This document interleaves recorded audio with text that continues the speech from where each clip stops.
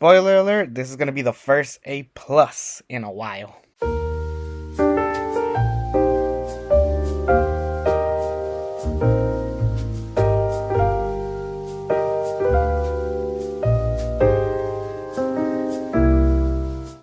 It is time to talk about Coco, the Day of the Dead movie not named The Book of Life.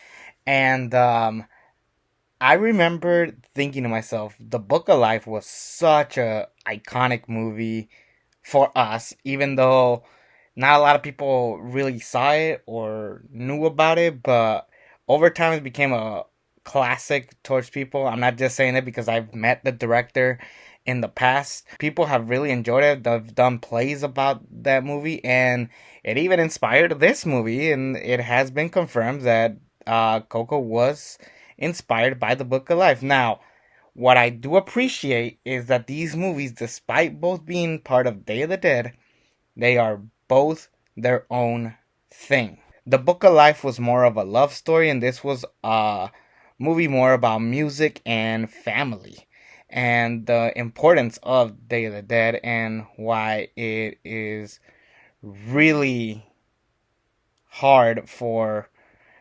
Miguel, who is trying so hard to, really care about his family, but all he really cares about is music. But his family hates music because of his uh, great grandpa who abandoned his grandma, Grandma Coco, which thus explains the title of it.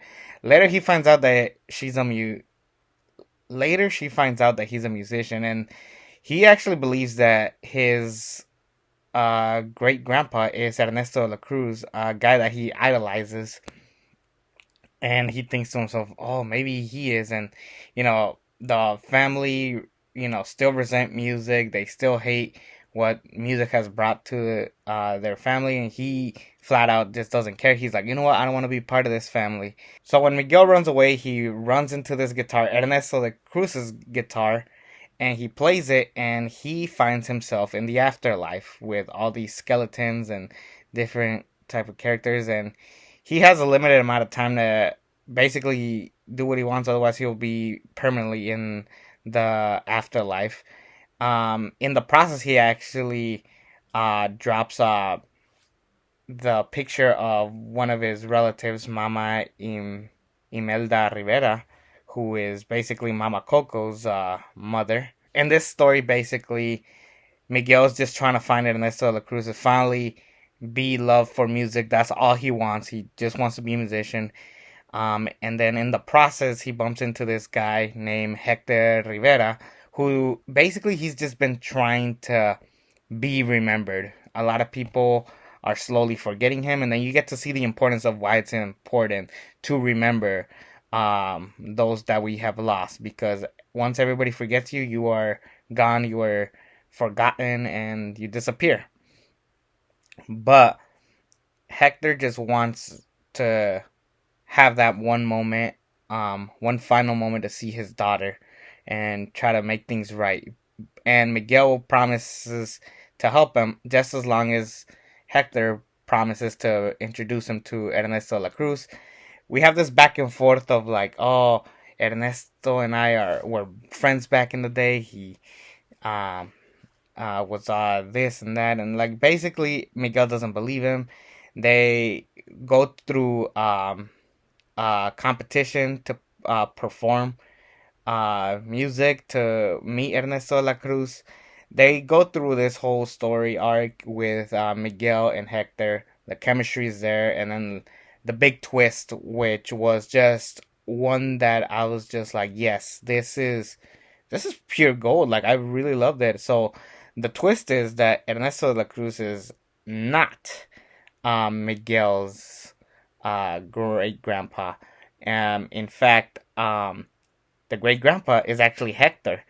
He wants to see his daughter Coco, who he knows is dying, and if his picture is not up in the Catrina, he will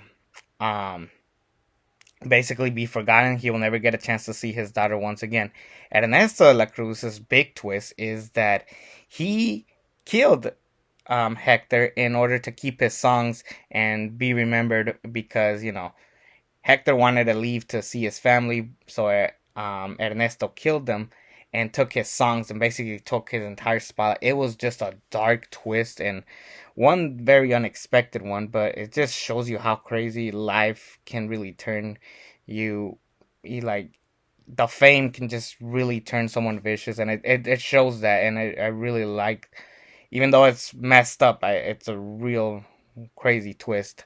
There's a lot of great characters, like I said, the afterlife family and the current family is great.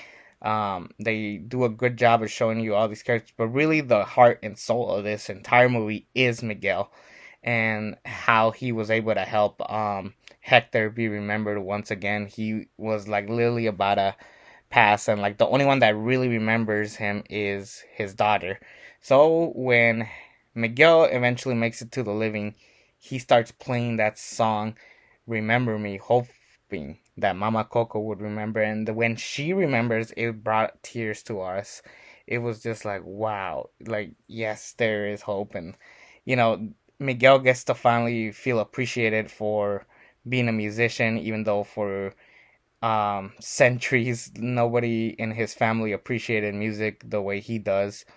Eventually, Mama Coco finds all these letters from her father, who is Hector, and this twist like was just really good, and I really loved it.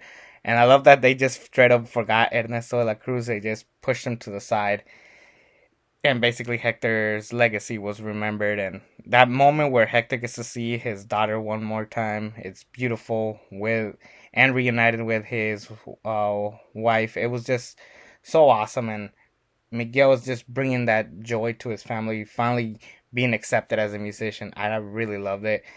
We all know my history with Day of the Dead. Like I said, Book of Life was a great starter for it. That's when I started really appreciating the Day of the Dead.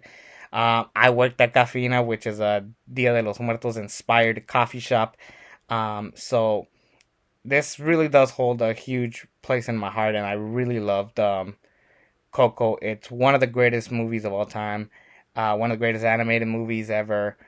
Pixar, this was like classic Pixar. You could tell the people involved were really passionate about it. It won an Oscar, rightfully so. I just love this movie. It's one of Pixar's best, definitely in my top five, just because of the Hispanic heritage that it brings into my culture. So that's why I really appreciate it. So without a doubt, this is an A+, one of the greatest movies of all time. Hands down, highly recommend you go watch it. Coco 2 is one that I'm like, I don't know, because like this movie could stand on its own, similar to Finding Nemo, which is another one of my favorites. Actually, my favorite. So I don't know. Coco 2 may be good, but this one, at least we could say, is one of the greatest of all time, and I'm glad that we got to see it. This was a really good movie, and I really, really appreciate it, what this movie brought to our culture. And moving on, because after this, we'll be talking about the highly anticipated sequel, one that we have been begging for years, and we finally got it in 2018. That, of course, being Incredibles 2. I'll see you next week with that review. Take care, everybody.